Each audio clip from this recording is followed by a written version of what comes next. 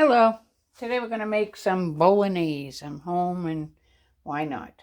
Um, I'm making it a little different than some people because I'm going to add some mushrooms and I also like a little bit of red pepper.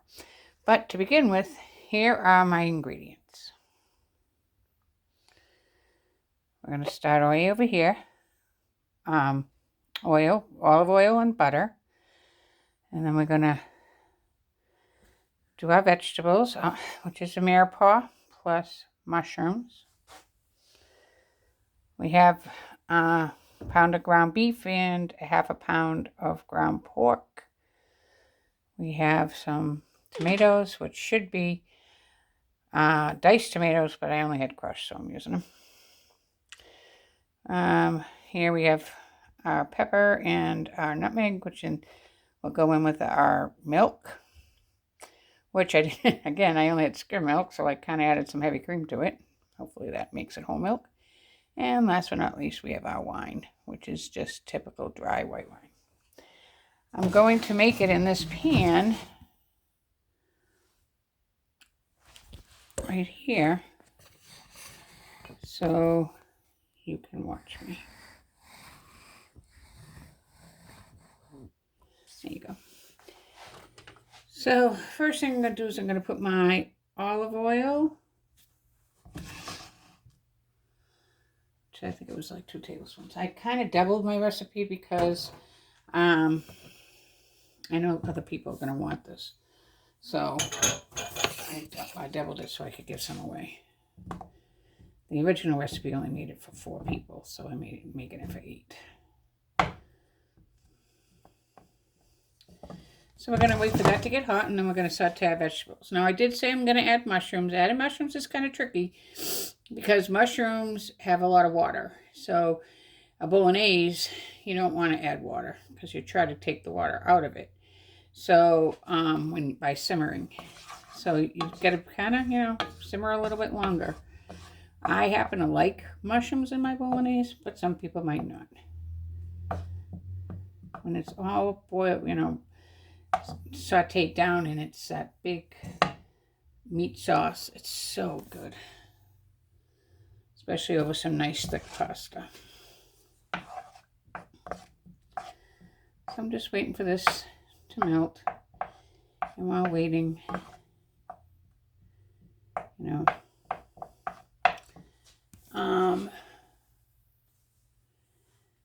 I happen to like bolognese, and I happen to be stuck in the house today because I have to get my car fixed tomorrow. So this seems like the perfect opportunity to make some.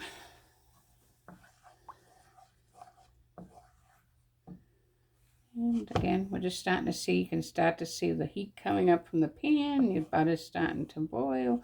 You put that butter and oil in together so the butter doesn't burn and turn brown.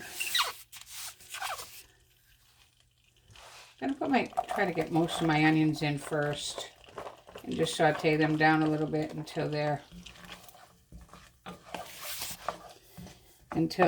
are translucent, And then I'll add the rest of the veggies, which I just need to get a little soft.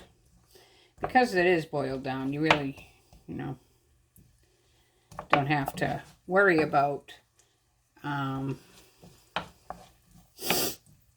making these vegetables really soft, because it's going to take a while. It's going to take a while for all of it, for the meat to cook in, for everything to cook out. So we're adding the carrots. You're like, why are you adding carrots? It's, it's a tomato sauce. Carrots will help with the acid of the tomatoes, so it'll give it a little sweetness to counteract the acid. If I had shallots, I probably would have used shallots at this point, but I only had onion. Again, I didn't plan for this. I just kind of looked around and said, what do I have? And then decided I was going to do this.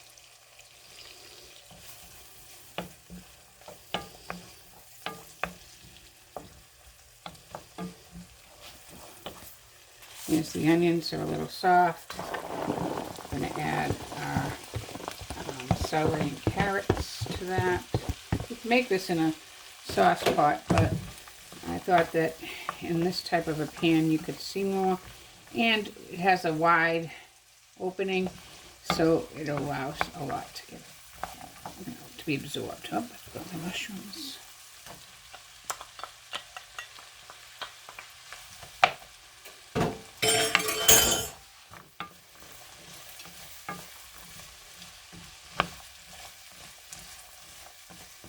I'm going to let this cook for a few seconds, and like I said, it's all going to go down.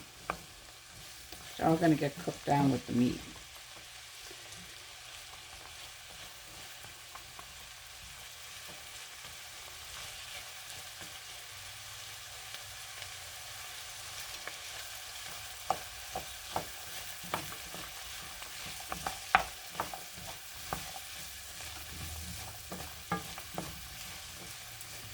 All right, the next step is the ground beef.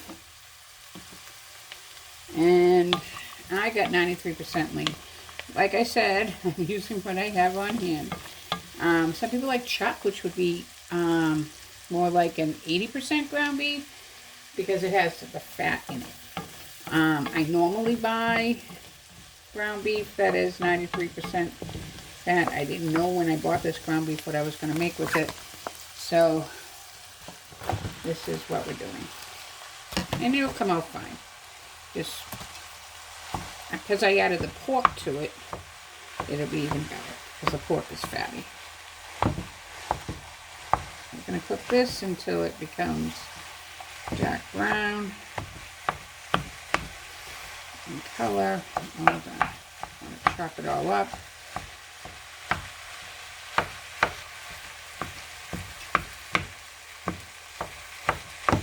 And I'm going to add a little bit of pepper and salt here. And the salt brings out the flavor and ingredients. So I'm also going to add a few red pepper flakes at the end of this step because I just like that in my sauce.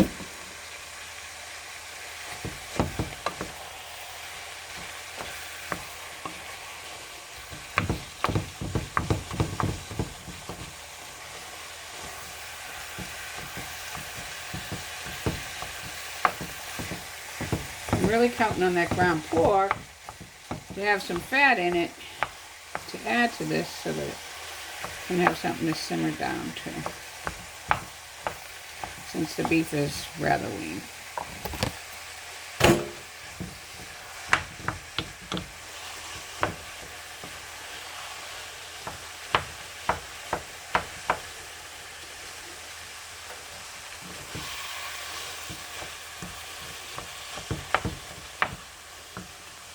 This hearty sauce, it's very hearty.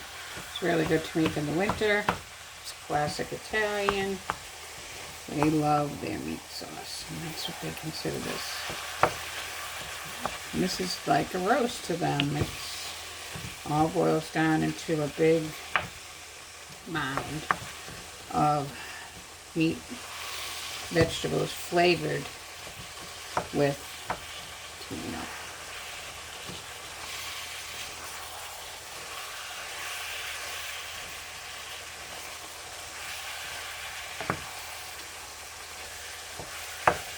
So the pork is starting to render down a little bit of fat, and that I like.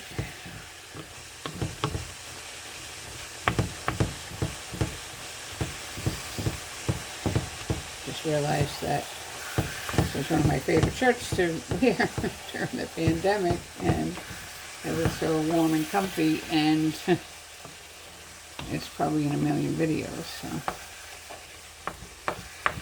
So this is December 27th of 2021. I can't believe it'll be 2 years next month that we have been dealing with this virus.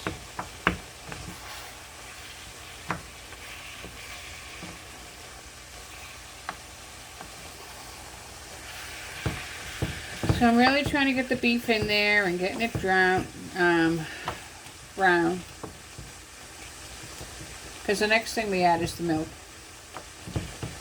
And and the nutmeg. And when we add that, we're going to let it go until all the liquid's out before adding the tomato. It's a long process. But, hey, what else do I have to do today? I haven't done it.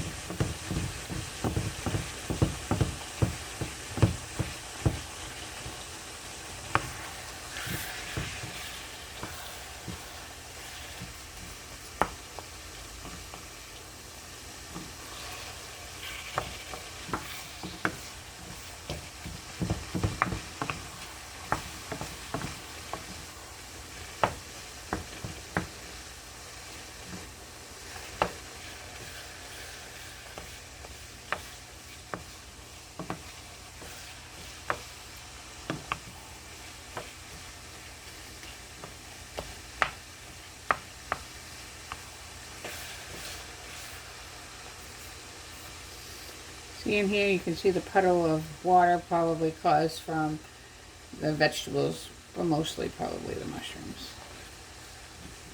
Some of it's from the grease of it, from the meat, but not much. Still got red meat over here.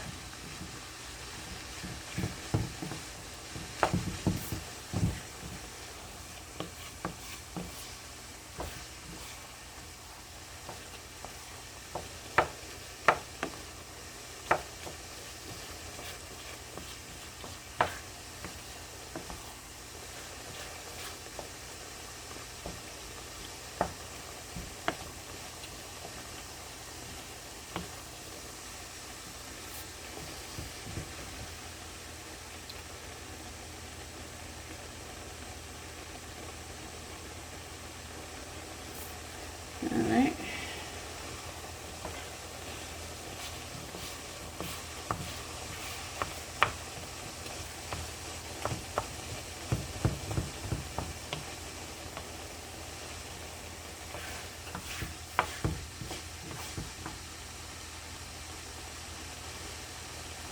Alright. So this is all brown. See how it's all brown in color? It does have some grease. It has some water.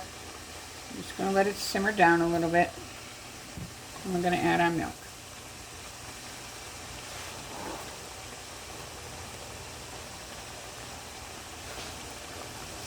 Again, this is heavy cream and milk together because I only get skim milk and they call it whole milk, and whole milk has fat in it, and I didn't want to, that's nutmeg. I didn't want to have no fat from the milk in it, because that flavors it. And a lot of Bolognaise sauces call for heavy cream, so I don't feel bad. We are generally going to do this until all that milk's gone. All of it's going to bubble away. And what we did is we're going to infuse it with that. It's going to infuse into the meat to make a very nice, flavorful sauce.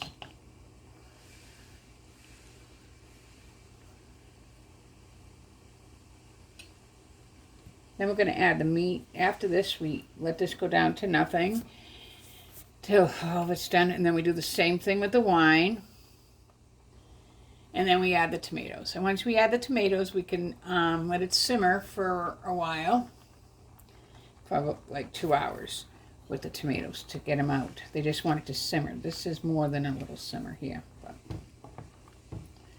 it'll be down to a simmer once we add the tomatoes.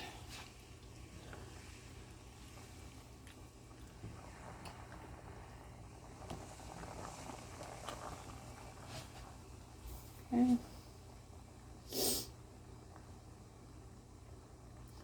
All this will wrap up and become like a big flavorful mound of meat.